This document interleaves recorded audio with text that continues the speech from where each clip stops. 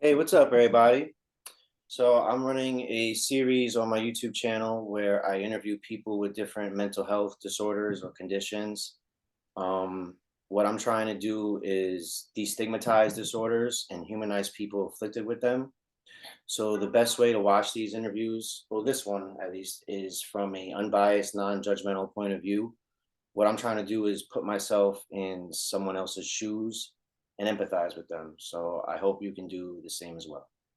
With that being said, introduce yourself and tell the people what you got going on. Hey, I'm Vanessa. Firstly, I have OCD, but I also have a few other diagnoses. But OCD was the first one that I was ever diagnosed with at about 15 years old. But I also have anxiety disorder. I have bipolar disorder. I have PTSD. Um, but the OCD is kind of the one that set it all off and kind of started my mental health journey, if you will. Hmm. Um, Okay. yeah. So you were diagnosed at 15, Yeah, and I'm 35 now, so I've been dealing with it for quite a while at this point. 20 years. Yeah. Why were you diagnosed? What was going on in your life at that time that made you go? Was it your parents that dragged you into an office, or was it yourself, or? It was actually my mom, and I'm eternally grateful to her for that. I was in high school, and I was like the goth kid in high school, so I was getting picked on a lot, but my mom was kind of realizing the way I was responding to the criticism wasn't like I was like obsessing about it internally, and I like wasn't letting any of the feelings out, and I was only dwelling on that, and I was just so mad. And she was like, let's bring her just to get her, maybe it's just teenage angst, but let's get her checked out. And she brought me up to actually the old St. Francis Hospital in Poughkeepsie. I remember it. My therapist name was Marianne, and I loved her. And she observed my behavior, and after maybe 3-4 sessions, diagnosed me with OCD. And we'll get into it more, but my OCD is not so much, I don't have so many rituals or compulsions. Mine is more of the intrusive, really scary thoughts. And then I just obsess about something. So say something terrible, happens and it's on the news, and I'll just watch it constantly. And my mom would say that she'd have to change the channel because that's all I would want to talk about or think about, because it scared me so much and it would just consume me. And that's all I wanted to think about. And then it gives you anxiety. So my mom actually kind of saved me on that. She saw some things and she was like, let's bring her to get checked out. And I'm glad that she did, because my therapist was like, yeah, nope, she's got that. Then it must have been a wild ride for you when COVID. I mean, COVID, I guess, is still a thing, but with everything on the TV, that must have been bugging you out, huh? I, my boyfriend was like, he'd come home from work some days and I'd get home from work earlier than him. And I'd be sitting here watching like the news, like sobbing, crying, like freaking out. And I'm like, oh my God, babe. And then they're going to attack us and it's going to be war. And he was like, you need to calm down. You can't sit here and obsess. And then I can't sleep at night sometimes because then my head is just going and I'm thinking these thoughts and I'm like, oh my God, like my dad's going to get COVID and he's going to die. It's like, that's how Yeah. OCD works. It's like the worst case scenario thought just randomly pops into your head. And then that's all you can think about. That's all you can concentrate on. That's all you'll research. That's all you'll talk about with people. And it just like starts to consume your life. And then it just makes you like this ball of nervous energy. And it's the point where like it interferes with like your daily life, like work, Hmm. relationship, anything else. That would be my next question. How do you feel? How do you feel how has it affected your life overall? Um, Now it's much better, but when I was growing up, it was really bad because I would like, um, I remember it's so weird. I remember the first time that I was really obsessed with something because it scared me. And this is really morbid, but I'll just share it with you guys because we're being Mhm. open and honest, right? When the Columbine high school shooting happened, and I'm so old now. A lot of people might not really remember that, but it was Yeah, in I 19. know. I'm about to turn 32, so Okay. I was like about 10, 11, 12 when that happened. Yeah. I was like in 6th grade when it happened, and I was terrified. I was terrified, right? Like it scared the crap out of me. But that's all like I wouldn't turn the news off. And the internet was new. So I was on the internet searching and I had to know everything. And I was like, why did they do it? And I'm crying and I'm afraid to go to school. And now I'm like, but I listen to the same music as them and play, and people are going to make fun. And it's just in my head. And that's when my mom first realized. She was like, why is my daughter just sitting here watching like horrible news coverage and all of this horrible stuff? And it's clearly bothering her. And it was like, I couldn't talk to my friends anymore because they were like, she's so weird. Why is she so obsessed with this? And oh, are you going to be the next school shooter because you're so obsessed? And and it sounds stupid, but we're in middle Yeah. school. So that's how kids think. Yeah. But Yeah. it like Yeah. started affecting like my relationships because people are like, why is she so just obsessed with this one thing? It's so weird. And then, that's when the bullying started.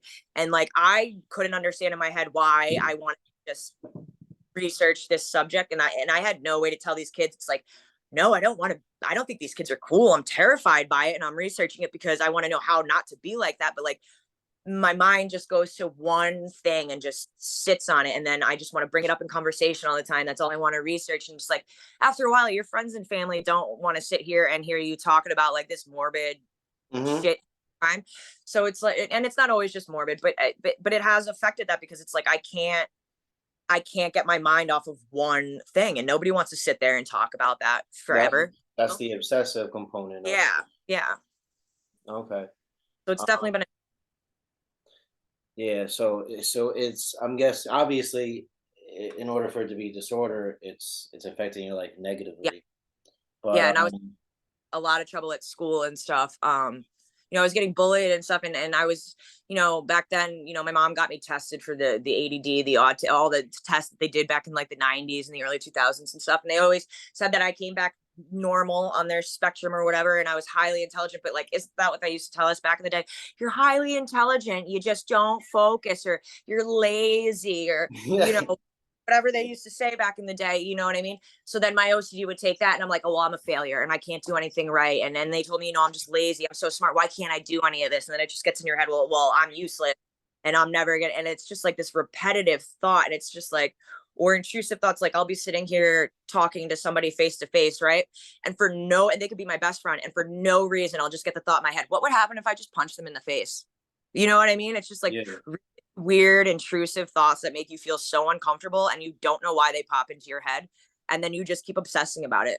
So I'll like be talking to this person, but now all I'm thinking about is like, don't punch them in the face. Don't punch them in the face. Why did you just think that? What's wrong with you? You know? Yeah, yeah, yeah. And then then there's like a guilty component because then you Mhm. feel bad as if you're a bad person for Yeah. having the thought. And then all the other disorders that I have now all clicking together. And now my brain's in like overdrive. Yeah. Okay, so I'm gonna go down the symptom criteria for or I guess yeah, the symptom criteria for OCD. I Mhm. guess this is how it's diagnosed with people, but there has to be a presence of obsessions, compulsions, or both. The Mhm. obsessions are defined by one or two things. It's reoccurrent and persistent thoughts, urges, or impulses that are experienced at some time during the disturbance as intrusive and unwanted, and that in most individuals cause marked anxiety or distress. Yep. So, I and 100% have that. and the second one for the obsessions would be the individual attempts to ignore or suppress such thoughts, urges, or images, or to neutralize them with some other thought or action by performing a compulsion. I don't really have like, okay, so N- normal compulsions, I only really have one, and this is so silly. Ever since I first have gotten on a plane, I am terrified of flying. So when I'm walking down the gangway and I go to get in the plane door, you know how you can see a little bit of the outside of the plane or whatever when you're walking in the door. I always, for whatever reason, have to put my right hand on the outside of the plane and touch it while I'm walking in the thing. Because I think if I don't do that, the plane's definitely 100% crashing. Um, I am 35 years old. The first time I ever did that, I was like 11, and I still have to do it every time I get on the plane because I think if it's the one time I don't do it, the plane's going to crash. And I know how completely irrational that actually is, but I have to do it because if I don't do that, when I get on the plane, I'm going to have a full on panic attack. So, like, I that's my only real, like, one compulsion like that. However, um, I was a heroin addict. July, I'll be clean for 6 years. But I think after a there you while, go. There you thank go. you. Congratulations. Thank you. I think after a while that became my compulsion. You know what I mean? Because when you're doing drugs, especially in the manner you're doing drugs, whether you're sniffing it, smoking it, injecting it, that becomes part of your process and your obsession. Mhm. So when I was using, like, that was my obsession. I needed to use, and then it was the whole process of me getting ready to use, and that's what I filled my head with as a compulsion to try and get rid of like all these other thoughts and stuff. So yeah, after a while, my drug use kind of became my compulsion as opposed to other things. Okay, so it was a substance abuse Yeah. was so instead of how some people, we'll get into misconceptions too, but how some people have to, like we were saying off camera, like flick a light switch a few times before they leave, or make sure the door is locked like 5 times. Instead of that being a compulsion, or that those type of things being a compulsion for you, it was more just to relieve the stress or to relieve the obsessive thoughts. The compulsions would just be substance abuse. That's how Yeah. you would deal with It, the anxiety. and it was like, even in high school, like I did, I don't know if anybody remembers these, but triple C's, they were like cough medicine or whatever. Yeah. Yeah, Wow, I haven't heard that in a minute. yeah. So in high school, before I got diagnosed, I was doing those a lot. And my mom was like, what the hell? And then that was the first time we kind of saw that I was trying to cover something with a substance. And then, once I started going to therapy in high school, it got better. Throughout college, I drank, I smoked some weed, like maybe I took a painkiller here or there, whatever. But I was fine. I didn't have nothing like long standing as far as addiction. And then I actually, something happened when I was like 23, really traumatic situation. And then it started the long downward spiral of, I started binge drinking, and then I started doing pills, and then it went into heroin. And then it was like a 5-year block of my life that was just nothing but drug use, because my OCD got so out of control after the PTSD that was like the only way that I knew how to like cover it up. And Mhm. that became my compulsion. Okay. All right. So the second part for the criteria to be diagnosed with it would be compulsions. We just got into it a little bit, but just so people watching they can have a frame of reference to understand. And the compulsions are defined by 1 and 2. So repetitive, first one would be repetitive behaviors like hand washing, or ordering things, checking, or mental acts like praying, counting, repeating a word silently in your head that the individual feels driven to perform in response to an obsession or according to rules that must be applied rigidly. So for you, that wasn't so much the case. Sometimes mentally, but yeah, no, like actual physical compulsions, not really just the one with the plane or whatever, and then like the drug use, but mine is mental.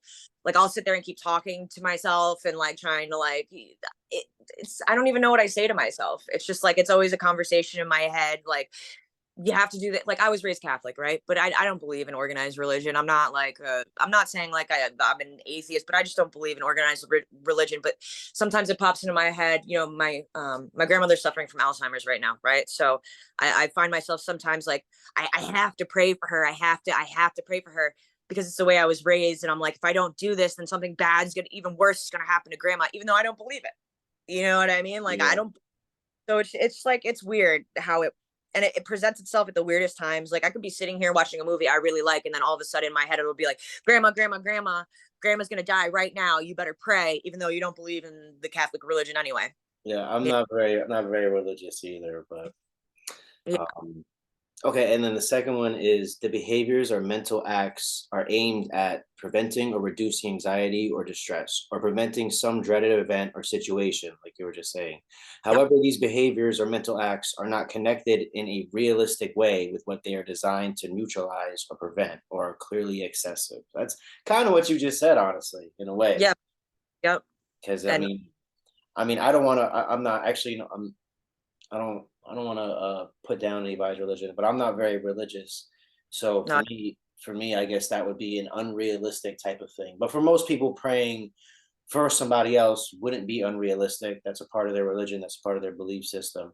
yep. So for And them, that's what, praying for somebody, but it's excess. It would be excessive for you, or since you don't even really, since you're not even religious yeah. yourself, it's an unreal for your own self. It's an I unrealistic type of thing. like bringing that shit back up from my childhood, the way that I was raised, thinking that's what I have to do, and if I don't do it, like, something even worse is going to happen to somebody. But like, I don't even really believe it myself, and that's why it's such a like a weird compulsion. But it's like, I have to do it. I have to do it. It's I don't know. It's very strange.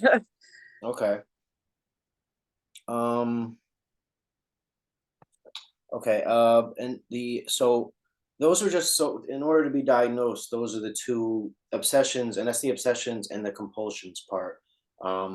We talked about something briefly before about pure O, where it's Yep. like you just have the obsessive part, so you might not Yep. have the compulsion part.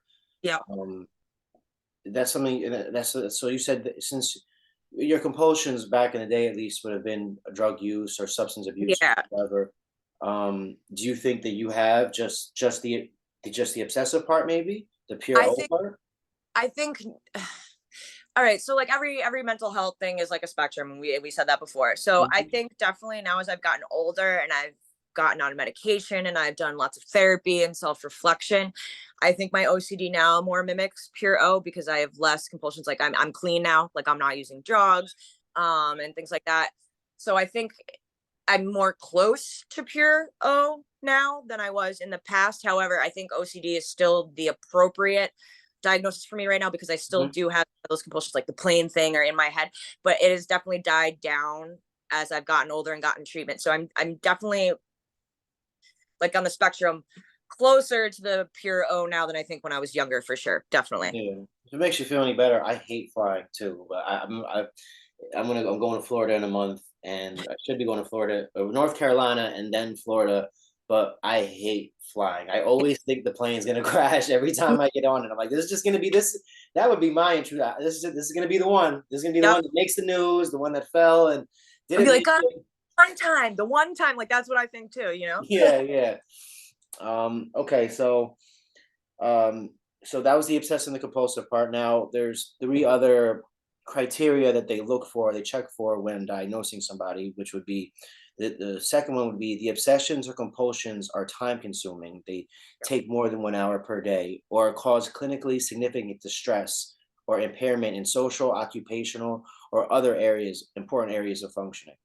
Yep. That's actually that's a common theme in almost every diagnosis. It has to affect multiple aspects of your Yep. life, your social, your job, your love It life. has to disrupt your life in order for them to actually consider it a true disorder. Because like let's go with the misconception of OCD, right? Like everybody's like, oh, I have OCD because I like to clean so much or whatever. And okay, some people that have OCD, that it contamination OCD is a thing, right? Mhm. But like these people that are saying it, like they like to clean. Like it's not like they're not skipping work because they have to scrub their bathroom floor with bleach 4 times or something. You know what I mean? They're not having a Yeah, back because they can't get their stovetop clean enough. You know what I mean? So yes, every disorder, it has to disrupt your life in some negative way for it to actually be considered like a disorder. Otherwise, it's just like we all have our little quirks and our little things, you know what I mean? But like if it's not disrupting your life, it's not considered yeah. No, a, we're definitely gonna get into the misconceptions. yeah. That's always a big part of my channel is to try, at least the series that I do is try to push away, like to destigmatize it and all that, which would be clearing up the misconceptions. But for every disorder, there's always certain like. Well, I'm going to get into that. So, there's two more. There's the obsessive compulsive symptoms are not attributable to the physiological effects of a substance. So, you have to have it. It's not like, okay, I took a bunch of Adderall or I smoked some crystal Right. meth and now I'm fixated on cleaning my entire house. Right. No, it has to be. You have It's to flip. have. Yeah. Exactly. It Yep. can't be you do the substance and then this happens. Right. This has to happen, and then maybe like you said, then you might do a substance for to act as or to act on as a compulsion, but it Yeah, can't to act be. on your compulsion or to try and cover up your compulsion or whatever it may be. But Yeah, yeah, it's got to flip flop. You have to have the disorder first and then use the substance to cover it up or do whatever. Yeah, you're yeah. absolutely. And Yep. then the last one would be the disturbance is not better explained by the symptoms of another mental disorder. So that it's funny. Oh, this OCD is the only one I came across where this is the symptom. One of the symptom criteria, or one of the ways that they diagnose it. It's in it is to make sure it's not something else, because Yep. it can almost present itself as like a general anxiety disorder or dysmorphic disorder, or I can't ever remember the name of this, but the one where somebody picks the skin a lot or like I pulls their hair a lot. forgot what that's called, but I know exactly what you're talking Yeah. about. It's like it begins with a T, and I can never remember it, and I should have wrote it Yeah. down. But that's another way. It's the only disorder that I've seen so far that where the part of the criteria is to make sure it's not something else, not presenting itself as something else. But You're Right. 100%. Because I remember when I first got diagnosed, that's what Marianne, like I said, I still remember her. That's why she took how many sessions, because she thought, she's a 15-year-old kid, she's getting bullied in school. Maybe it's just anxiety. So she had to make sure that we did a bunch of sessions and we did all these evaluations and all these other things, because she was like, I have to rule this out to make sure it's that. So yes, we had to rule out a whole bunch of other things before she could say I had OCD. And then as I got older and went through treatment and stuff, they realized you have OCD, but then it's paired with all these, bipolar or whatever. But they were like, you have very specific OCD symptoms that are very separate from, like, say, your bipolar disorder symptoms or your PTSD symptoms. So yes, they have to be very distinguishable and separate from any other disorder issues that you might have. Okay. Got you. Got you. Okay, so let's just do let's do this one. Misconceptions. Lots of people, they'll say, and I've actually heard this a lot throughout my life. People will be like, "Oh, I'm OCD because of this," or "I'm OCD because I like to, like you said, I like to clean a lot," or "I'm OCD because I like to keep things tidy," Yeah. or just because you like to, you like to clean, or you like to just keep your apartment nice or whatever. Yeah. I wish I had a little bit more of that, to be honest. But um, it doesn't mean that you have OCD. Obviously we just went through the criteria, but a lot of people, they think, the huge misconception I see is people just want, just because they like to keep things clean, but Yeah. there's no real obsessive part about it. The No. difference is, the difference from my understanding is if you enjoy cleaning, or if you enjoy doing whatever it is that you're doing, that you're calling yourself OCD for, you It, most likely don't have it. that's It has to bring discomfort to you in the right. moment while you're doing it. It's like, yeah, you're cleaning, but you don't want to. You just cleaned an hour ago, or just cleaned yesterday. You're just You know. calling yourself OCD because you think it's a cute little term or whatever. And like I get it. People aren't trying to be hurtful or anything, but like it's really frustrating for people that have OCD, because let me tell you, anybody knows me, and I can't wait until my best friend Courtney watches this video because she's gonna laugh so hard. I am the messiest, most disorganized person ever. Like, not with garbage or anything, but my best friend Courtney used to laugh when I still lived with my parents, because I had a big room, but I didn't have a bedroom floor because it was covered in clothes and stuff. You know what I mean? I was OCD, and I'm like the messiest person alive. So like that is a Yeah. huge exception. You know what I mean? Um, but yeah, everybody thinks that, and it's not like that, because you get joy out of seeing your house clean and stuff. So you very clearly don't have OCD, because people that have OCD and are cleaning like that, they're not happy about it. They're stressed out. They're freaking out, and they're most likely doing it because they had a thought that said, if you don't clean this apartment, your mom's gonna die or something terrible like that. You know what I mean? Because every compulsion comes from a thought that makes you think, if I don't do this, something terrible is going to happen to me or somebody I love or something like that. You know what I mean? Yeah, and it's usually not based in reality. Well, for the Right. most part, might be somewhat realistic, But always exaggerated. especially if it's something that's happened. If it's something that's happened to you previously, then Hmm. you will feel like it's realistic. But for the most part, whatever, it depends what it is. But depending, Right. whatever that thing you might have, whatever the bad thing that happened to you before that you're trying to prevent by doing this activity, either they're not even really related, or the possibility of that thing happening to you a second time is It's so really minute. unrealistic. Yeah, Yeah. so Yep. It's exactly. And that's exactly like I said, and there's no rhyme or reason. Like, sometimes when I have an anxiety attack, I can feel it coming on because there's a situation or whatever. But with OCD, I could just be sitting there, subconscious or consciously, I don't think anything's wrong. I'm just chilling, you know? And mhm, then all of a sudden a thought will pop in my head and I'll just have a full on panic attack. Like, sometimes it just comes out of nowhere, and you mhm, don't even consciously know why it's happening. It's a very weird. And like I said, I'm on a medicine that is specifically just for OCD, because it is such a unique disorder, I guess, for mhm. lack of a better word. Oh, okay, that's another thing. So, there's no cure for No, OCD. There's nothing, once you have it, you're kind of stuck with it. no. It's a chronic, pervasive condition. Yes. Um, uh, but you can go to therapy for it. I think the most common therapy is cognitive behavioral therapy. I'm actually doing Um, it right now.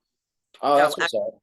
Every Wednesday I do it. Unfortunately, it's just Zoom right now because COVID, and I'm in Florida, and the numbers are picking up again. But I go to therapy once a week, and I take medicine. I don't just take my OCD medicine. I'm on other medication, but I do take medicine specifically just for OCD, and I do therapy once a week, and it is a CBT. But she also deals specifically with OCD, bipolar, PTSD. So she specializes in like all the other things I have too. Hmm. Actually been going really well.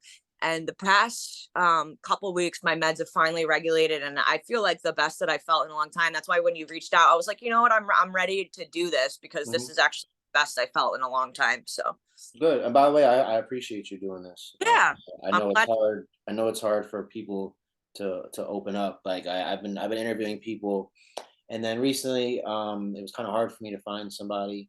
So I wanted this to put just I just started posting stuff about my personal life and what I go through, and I realized I'm like I should do that a little bit more often, not all the time, but a little bit more often because I can't expect people to open up. Um, and then I don't really, even in the interview, even interviews I do, I open up about things and bring things about my personal life. But I figured it's important to have people, I don't mind opening up about my own personal life so that when other people they watch my stuff or whatever and they're thinking about maybe doing an interview with me, they can be like, oh well, at least he does it too. He's talking about stuff he got going on. But No, I you make appreciate you. at ease because like a conversation we had off camera before getting ready for this, like Yeah. you shared a little bit of your story. It made me feel very at ease, so you do a good job. And I think that these interviews you do are very useful because like you said, there are so many stigmas attached to so many different mental health conditions, especially for ones like OCD where we all know the name, but most people don't actually really know what it is. You know what I Yeah. mean? So it really is good to educate people and get rid of the stigma because like you said, I'm a little bit older than you, but we're in the same kind of age Hmm. wheelhouse. When we were younger, nobody talked about any of this. Nobody wanted, Yeah. like we talked about off camera. You're weak, or you should just be able to pick yourself up and just deal with it. And Hmm. now it's great that we can talk about it, and we know that that's not possible for everybody. And some people will need to be on medication or therapy, and that's okay. Whatever makes life. When you wake up in the morning and it makes you good, feel good to be alive, that's what we need for everybody. You know what I mean? So we don't Yeah. want people to be medicated, of course, but we want everybody to have a good quality of life. So I think talking about all of this stuff helps lead toward to that. Oh yeah, yeah, definitely, definitely. So you said the CBT, cognitive behavioral therapy, has been working for you. I know cognitive behavioral therapy, lots of people can take it. It's not just meant for OCD, but it Nope. helps people that have OCD. Yeah. What kind of medications are you taking that's helping you? So if someone else is going through something, they can maybe see that it's working for you and maybe recommend it. Hey, I heard this one works really well for so and so. They could recommend it to their therapist or whatever, or Um, psychiatrist. I'm on Okay. medications, but my specific one for like the bipolar and everything, but the specific one for OCD is called Luvox, Luvox. And if you Google it, it is the only SSRI antidepressant that is specifically just for obsessive compulsive disorder. It's not really used to treat depression or anything else. It is just for OCD. It's actually like the premier leading medication for obsessive compulsive disorder. It's not for anybody under the age of 18. It's not for kids. But as an adult, it is the only medication that has ever worked for my obsessive compulsive disorder. I cannot say more wonderful things about it. It is the only thing that keeps my mind semi quiet. And I take that in conjunction with Wellbutrin for instead of being on like lithium or something like that for the bipolar disorder. My doctor and I kind of got in a plan to put me on a med for OCD in the Wellbutrin. That's a little bit of a stimulant for like the depressive episodes of the bipolar disorder. And then I have a quick acting anxiety medication if I need it for a panic attack. And then I actually substitute all the other meds they had me in treatment with cannabis in Ah, there moderate. you go. Yeah. So, and I don't suggest that for everybody because cannabis is a substance just like any other medication. It's not for everybody, so you Mhm. have to be careful. But it works wonders for me. So I take my Luvox, my Wellbutrin, and my cannabis in conjunction, and my mental health has been the best it's ever been. That's good. That's good. I'll tell you when I go a little while without smoking and then I start smoking again because I'm pretty much an active smoker, but Yeah. uh, I get paranoid thoughts when I'm high, especially if I take an edible. Oh my God, I can never relate more to someone who has intrusive negative thoughts. For some reason, the anxiety takes over, and like these thoughts pop into my head, and like I'll feel like my tooth feels funny, and I'm like, oh no, I definitely have Yeah. a Oh, huge now I'm cavity. gonna have like a blood clot. Now I'm gonna have a stroke, and now I'm gonna die. Yeah, my So I mind does work like that. I can relate to intrusive thoughts so much. Mhm. I think a close family member of mine has OCD, but thank God I didn't get it. I can negate the thoughts immediately, almost as fast as they come, and I don't have to act on anything. But when they hit me, man, oh my God! Even I don't have to take cannabis or anything like that. I could just be hanging out. And the intrusive thoughts, I did a video recently about trying to make a formula for finding self-love, and one of the things was intrusive thoughts and how to fight them, because I get those things all the time. Mhm. And I don't rough. obsess over them though, and I don't have a compulsion to act on anything because of them.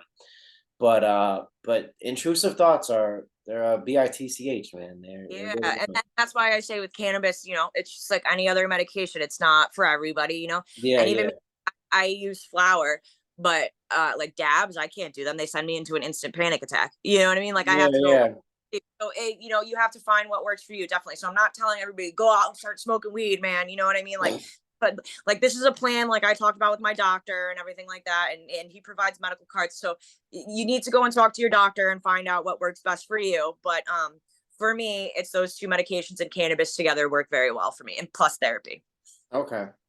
Um, so in the moment while you're having these thoughts, like you said, what was it? You have to pray for your grandma, but I forgot what the obsessive thought was attached to that. It's Um, just like God, if I don't, because like, all right, for instance, my grandmother is right off the boat from Italy, so she's very Roman Catholic, and always the only reason my parents made my brother and I make all our sacraments and stuff because we were like, let's make grandma happy, you know what I mean? So we're not. So I just have it stuck in my head. I'm like, oh, if grandma's sick, then I have to pray for her the Catholic way that she took me to church. Otherwise, she's sick and she's dying and she's old anyway. But I was like, she's gonna die quicker, or she's gonna die right now if I don't do this prayer that grandma used to do with me when I was a kid. And it makes no sense. She's an 86-year-old woman. She has Alzheimer's. It's terrible, but it is what it is. And me doing that is not going to change the situation my grandmother's in. You know what I mean? so But in my head, I'm like, I have to do it because it's going yeah. to. No, So it doesn't. in the moment while you're having that obsessive thought, in that exact moment, do you realize, or can you is there a part of you that recognizes that it's unrealistic or excessive, or Not, is it yeah, after not, you do whatever the compulsion is, then you realize? yeah, not in that Okay. moment. I'll be like freaking out. And sometimes it gets so bad where like whoever I'm with, my friend, my boyfriend, or whoever, they have to be like my boyfriend will be like, hey, babe, calm down. Like Grandma Rose is fine. Like nothing's changed. You know what I mean? So it's like, no, in that moment when it gets really bad, I don't really. And most of the time afterwards, I'll realize myself. But sometimes it gets so bad, I have to have somebody like say something, be like, hey, like you're fine. Like chill. You know what I mean? So yeah, no, while I'm in the middle of it, I'm not really aware of it. It's Okay, okay. kind of hits me that like, why did I just do that again? You know? Yeah, that's a question I was dying to ask, because for me, I'm not saying you're not self-aware, but for me, I'm very self-aware. So when I said before, I have an intrusive thought or whatever, I can easily push it away. And I don't even have any tips or tricks on how to do it for anyone that has it. It's just I have constant intrusive thoughts, but negative intrusive thoughts, but I recognize in the moment that they're so that's I was wondering what could be the difference there. If you can't in the moment, if you can't recognize it, what could be? And It it's must be weird. something neurological or something. I I don't. think it is, and it's funny that you say that because I was, like I said to you off camera, I actually called my mom and my grandmother for this to try and get some family history and stuff like that. And I do have like family history of other, like my great uncle on my mom's side, so my grandmother's brother, was schizophrenic. He Mm, was in prison most of his life, I guess. I never met him or whatever. Old Irish dude from the South Bronx back in the day. And they found out he was schizophrenic in prison. I had a grandmother that had she was beaten so badly by my horrible great grandfather that she had a nervous breakdown and she was in a mental. So I have a history of mental health issues and and then my dad's side of the family, I have two cousins who unfortunately passed of overdoses, who had substance abuse issues. So I do have family history of drug, mental health issues on both sides of the family. So I do think it's very hereditary and passed down. Mhm. Even if they didn't have OCD, I just think you're still more likely to have some type of neurological or Yeah, something, you know? there. That's probably a good part to bring this up. That like there's really no and this is kind of a common theme for almost every mental health disorder, but there's no known cause exactly. Yep. Like for PTSD, it's you could tell there was a cause for it, Yes. especially when it's specific fear that you have. But Yeah. for OCD, it's kind of just it's a genetic, it's a nature versus nurture type of thing. So there's a genetic predisposition to it, and then there's the environment you were raised in that might have affected the way you Yeah. I cope agree. with And things. environment I was raised in actually helped me not fall as deep into the hole as I think I could have. I'm very lucky. I come from a very, very, very supportive, close, big family.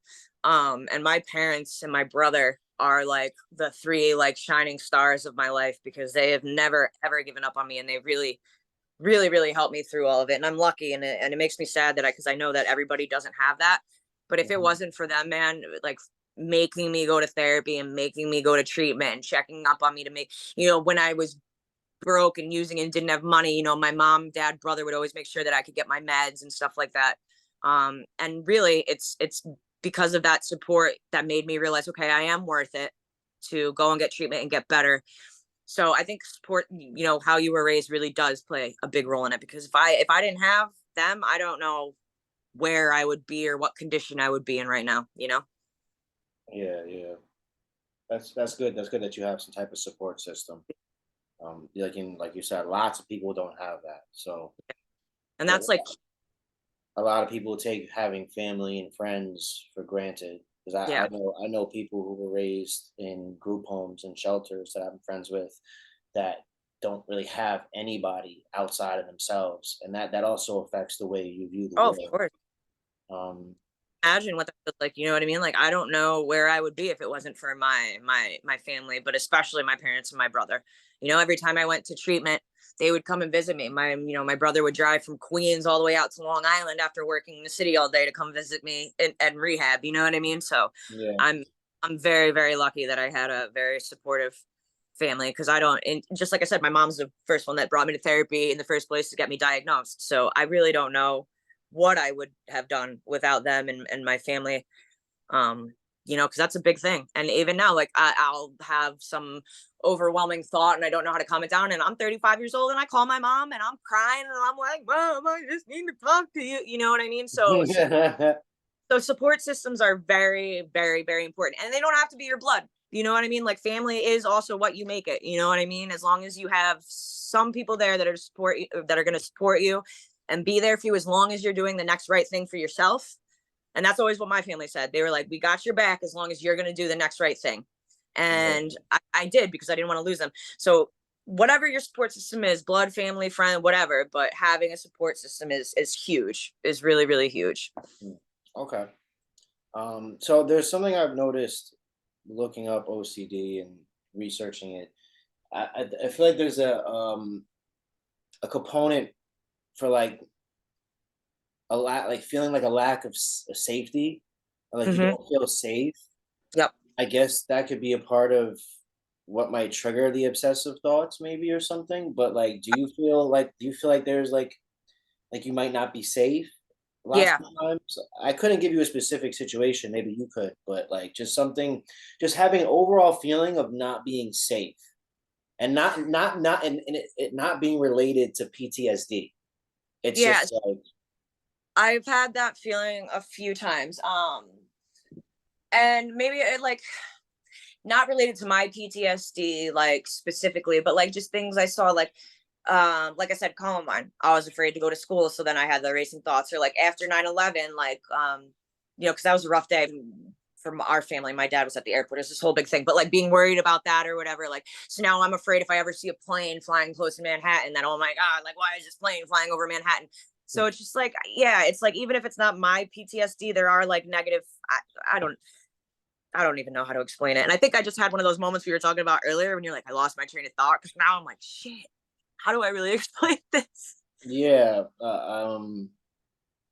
A family member of mine who I suspect has OCD or something at least similar to it has always had a feeling of like lack of safety. Yes. Always, and it's such a huge part of my family member's life, just feeling unsafe. And I felt like that since I was a little kid. And it's funny, when I was in like fourth or fifth grade, my parents put me in Taekwondo. One, they thought it would just be good for the structure and stuff for me. And but also they could kind of tell that I would get like nervous in situations, even though I was always a pretty tough kid. And taking Taekwondo and getting my black belt and all of that made me feel much safer because I was like, at least I know how to do self-defense and stuff like that. But yeah, I was always kind of like timid or like afraid for like no reason. Like I grew up in the city of Beacon, old city of Beacon. So it was like a small, close knit community. We all knew each other. Like our parents all went to Yeah. school. There was no, I've been to Beacon before, yeah. So not Beacon, multiple times.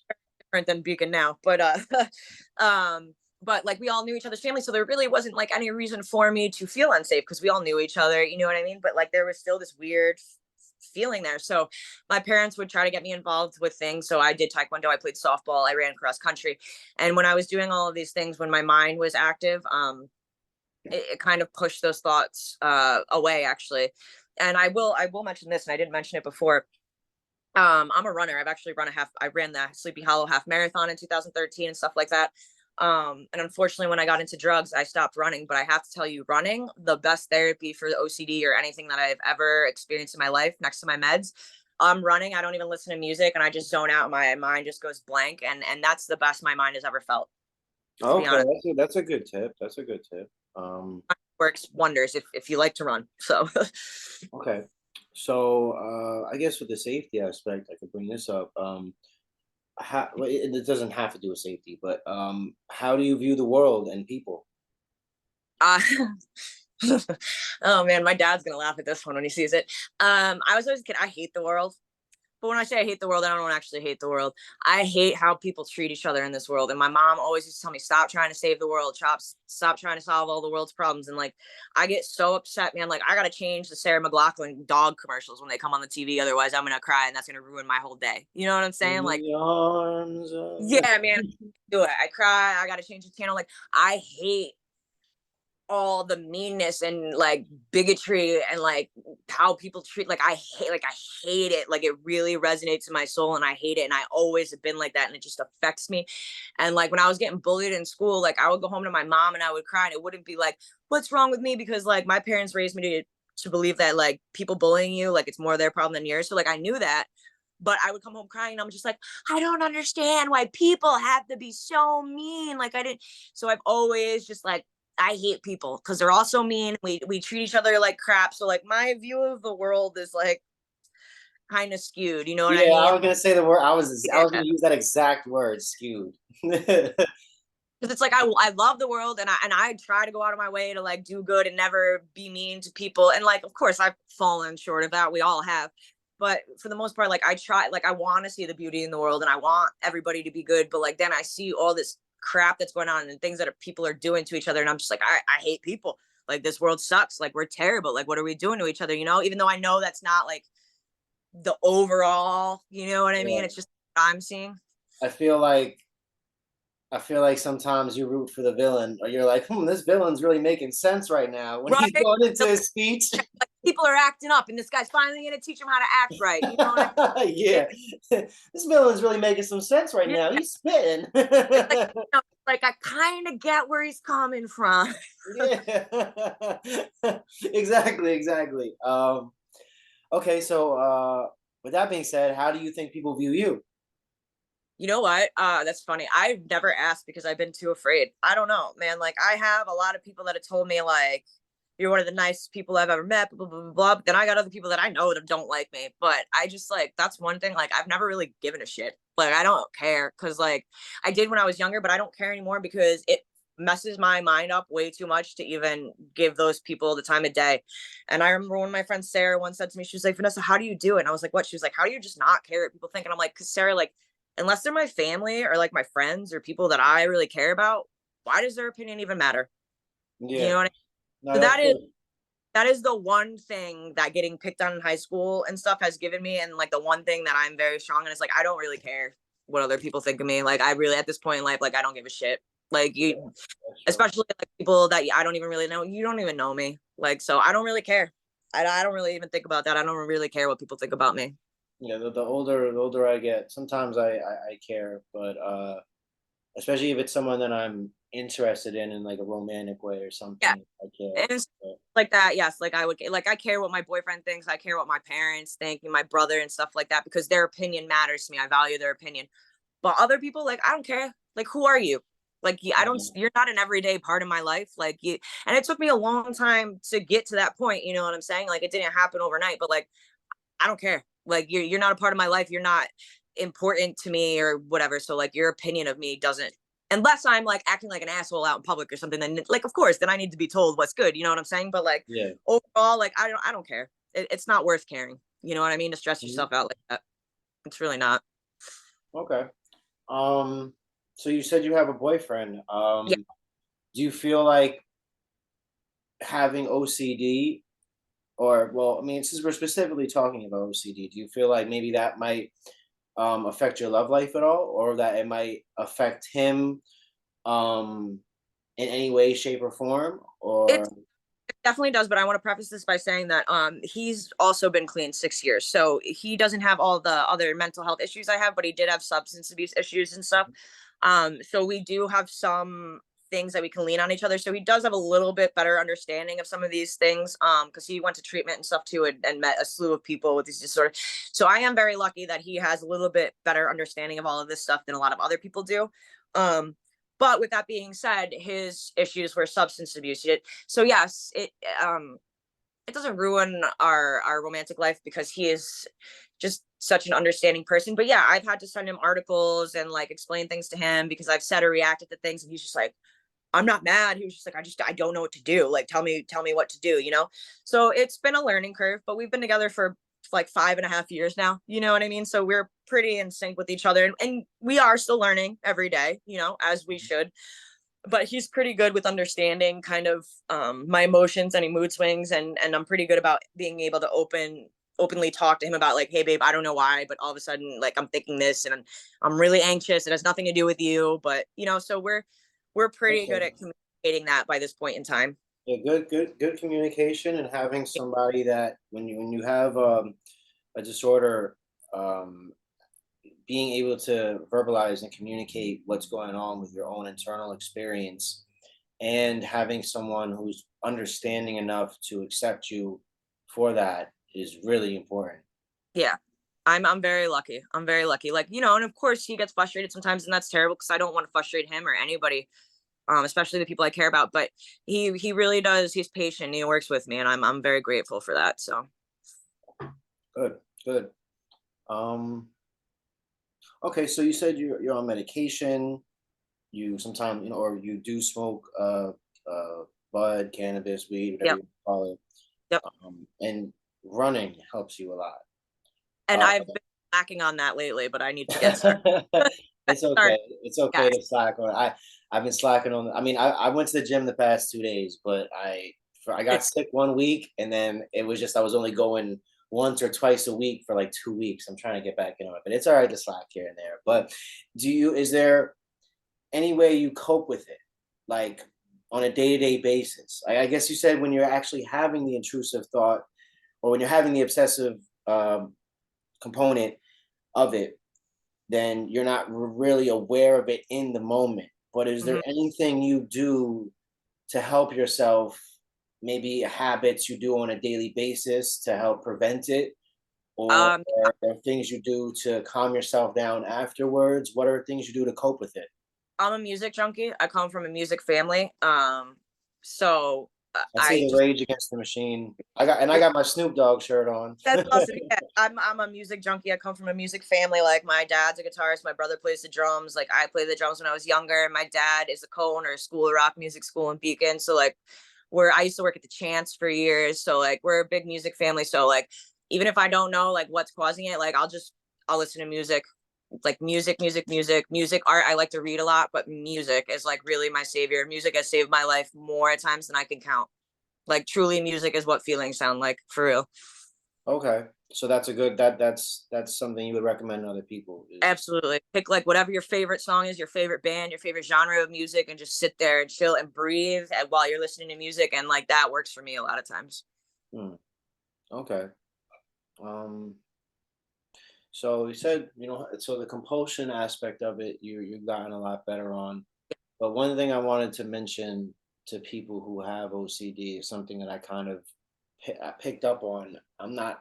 I think this is pretty accurate, but with the obsessive component, you have a thought, and it might not be based in reality, like we said, and then you have the compulsion that the person feels like in the moment is alleviating that obsessive thought, but Hmm. the compulsion is when you act on that, it's actually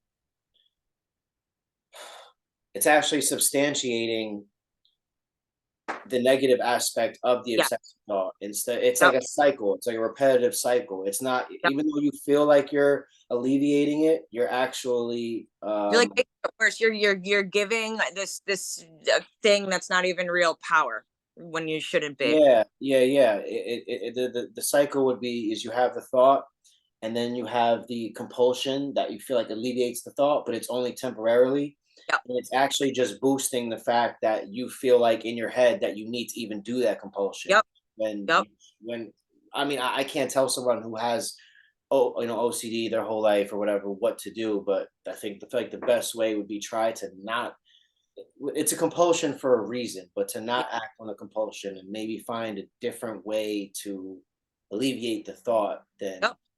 And just that's the acting on compulsion. therapy about it, and that's what they try and teach you is to, and they start with like breathing exercises and other things of anything that gets your mind off of doing whatever compulsion or whatever, because yeah, you're giving that power if you keep doing Yeah. the and that's the exact opposite of what you want to do and like what they're teaching you in therapy. So you're right, in therapy that's one of the biggest thing, they try to teach you things that you can kind of like push that away or deal with it so you don't actually act on those compulsions. Yeah. Okay. Okay. Good. That's what that's what I kept. I've done research on OCD before and something else called OCPD, but which they're different. Yep. Yeah.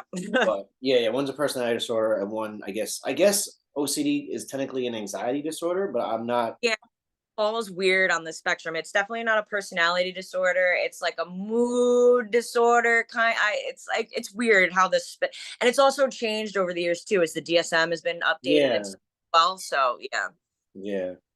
it's hard to Um, keep.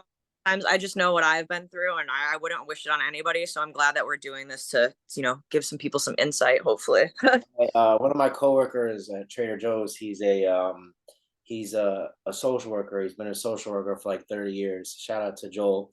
And he told me to watch this movie. I don't know if you've seen it. I have not seen it yet, but I want to. And I guess anyone else who's watching, they could watch this movie and tell me how realistic it is for OCD. But there's this movie called As Good as It Gets with Jack Oh Nicholson. my God. That is so OCD. It's crazy. And I watched that movie Okay. as a kid. And that was one of the first things when my mom and dad kind of like looked at me and I looked at them. And my mom was like, maybe we should go to a therapist. Yeah, I want to see that movie. I didn't get the chance to watch it before we did this. Fantastic the movie. But yeah, that's pretty spot on for OCD. Actually, they did a pretty good job. Okay, so I'm definitely gonna watch that after this. I'm gonna watch it tonight then. Yeah. Okay, so all right, so we're almost at an hour now. So a question I like. There's two questions. It's for me. It's kind of well, no, it's two questions. I like to ask if you could give an advice to someone who's struggling with OCD, what would it be? Someone who's watching right now, who's going through it, who maybe they might be 15. Well, I guess I think my things on YouTube is 18 or older, but they might be younger. They might not, even know what they're going through yet. Maybe they just got diagnosed, whatever the case may be. I highly suggest no one diagnose themselves, but go to Yeah. therapy for that. But if someone who has been diagnosed with OCD but is struggling with it at the moment, what would be your advice? What would be your advice for them? You have to do the work. You have to do the work. Like you have to go to therapy. I'm not saying maybe your OCD is not bad enough. You don't have to be on medicine. That's fine. Not every, but you have to do the work. I would suggest therapy. You have to find hobbies. You can't just be stagnant. You can't be one of those people that lays in bed all day. You can't do that. It's gonna make it worse.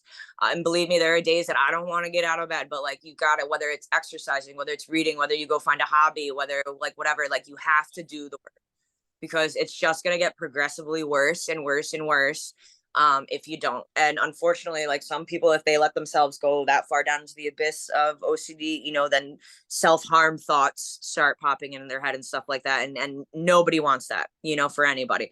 So you have to do the work. I know it's scary. It's overwhelming, especially with the way our healthcare system is right now. So many people don't have access to affordable healthcare at all, let alone mental health care. But you got to do the work. Search for clinics, search for sliding scale things, put in the work. But I'm telling you, if you put in the work, your life will be so much more manageable and so much more enjoyable. So that's my biggest thing to anybody. You have to put in the work. You have to put in the work yourself. How much work is it? It's a lot of It's a work. it's a daily struggle, just like being sober is a daily struggle. Like the one day at a time thing doesn't just apply for recovery from drugs. One day at a time for OCD or something too. If you wake up and you tried your best and you had a really terrible day, guess what? Wipe your hands clean, go to sleep, and remind yourself that tomorrow's a new day. Like Mhm. that's all you do. But you have to do the work. You can't just sit there and hope for it to get better, have like your friend be your pseudo therapist or something like that. You know what I mean? Like you have to do the work. And before me getting into drugs, I think part of the reason I got into drugs, was PTSD, but I also wasn't at the time currently doing enough work for all of my other disorders because I felt like, oh, no, I'm all right now. You know what I mean? When you think you're feeling all right, that's probably the moment where you should be doing the most work, you know? I, So I, that, I like that. I like that. yeah, Not to put anyone down because you're feeling all right. that's Um, good, but you should still be doing the work, you exactly, know? exactly. Because then Yeah. you don't want to, and this goes for almost anything, even substance abuse. You don't want to revert back. When you're feeling all right, that's when you might have the tendency to revert back to old habits, That's thinking that you're better. yep. So you gotta keep the work consistently going. And also it's a routine. So routine is good for people with mental health issues. You know what I mean? Any person with mental health or substance abuse, routine is a great thing. So keep doing the work and make it part of your routine. Okay. And my second question would be, what would you tell someone who doesn't know what OCD is to give them a better understanding? Obviously, if they watch this far into this video, they have a better Yeah. understanding. But like, let's say someone has a mother or a daughter, a brother, a sister, a cousin, whatever, friend, a lover that is trying to understand OCD better. Because Yeah. most people that probably watch my stuff, I always say this, is either there's someone who's going through it or there's someone who knows someone who's going through it Right. that they obviously care enough about that person to even watch a video like this. So Yeah. what would you tell that person to give them a better understanding about what their significant other or whatever might be going through?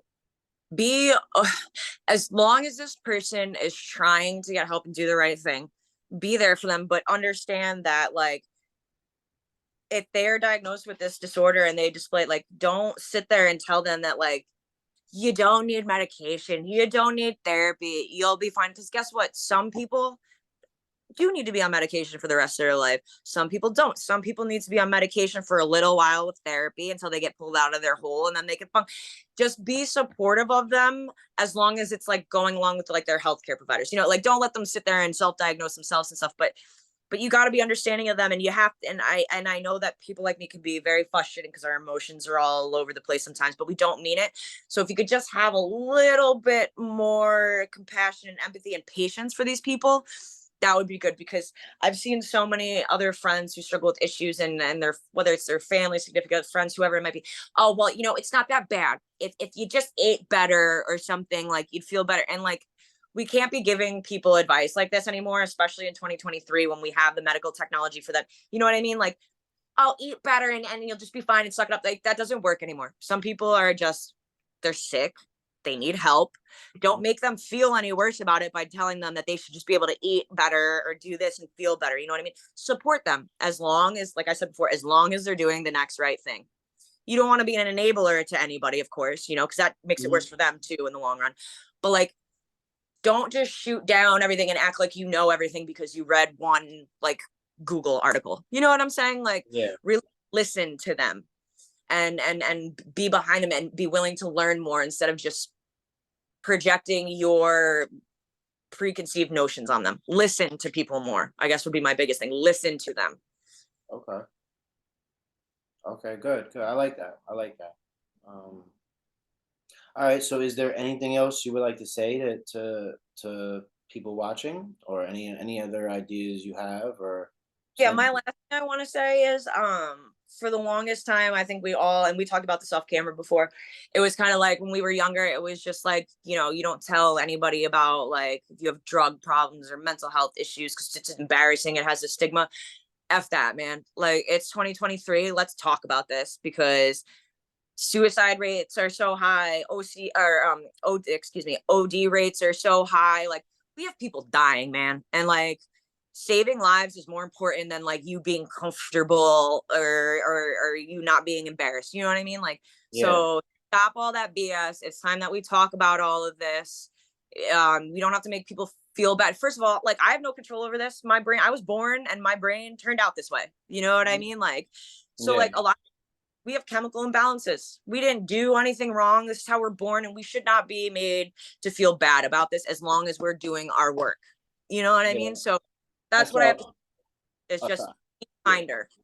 Yeah, I like that. I saw a picture of this, like, I think it was yesterday. I was at work and I was on my lunch break looking up something about OCD, and it showed a picture of someone's brain who doesn't have it and Hmm. someone who does have it, and I guess they're both being shown pictures, or they were Yep. both being shown Yep. images or something, and you can see where in the brain of someone's brain who has OCD is flaring up more than someone Yep. who's seeing the same thing but doesn't have OCD. And Literally a chemical imbalance. You know what I mean? And I yeah, can't do anything about that. That's the way that my brain is. And a lot, you know, not everybody's mental illnesses are chemical imbalances. There, you know, there's other reasons for them, but a lot of them are. So it's like, we can't, you know, we didn't ask for this. We didn't do anything to ourselves to, you know, damage our brains. I wasn't in an accident. I was born this way. So stop making people feel bad for the way that they were born. And let's just all help each other so we can all just be a healthier, better, more productive society. You know, I think that's what we all want in the end. I mean, at least that's what I do. that's So that's the point of my channel. It's not so much to sympathize, but to empathize. Try I yeah, try, I try to find all the facts I can. I have a certain formula with the way I ask questions or how I try to do things. I'm still working on it. Hopefully, in a year well, from now, I'll be way better. I appreciate I, it. I appreciate you. I appreciate you. But yeah, that's the whole point, is to try to, push away misconceptions and try to give a more accurate view on what's going on with the internal experience of someone with whatever given disorder that I'm doing at that time. But Absolutely. You know, my mom always told me, she and my nana, and they're like two of the best women I've ever known in my life. And they always told me, they were like, be kind to everybody because you never know what somebody's struggling with, you know? And I just always kind of kept that in my head because I don't know what everybody else's story is, you know? So like, I just always try to keep that in mind. We don't know what everybody's going through. So let's try yeah, to be kind to each other and help each other and support each other more than like these stigmas and like making fun of each other and stuff, you know? It's yeah, not beneficial to anybody. that's a fact. That's a fact. All right, so I'll end it here. I guess stay on the thing. I just gotta press on record. Okay. I think I do. Hold on, let me figure out how to do it.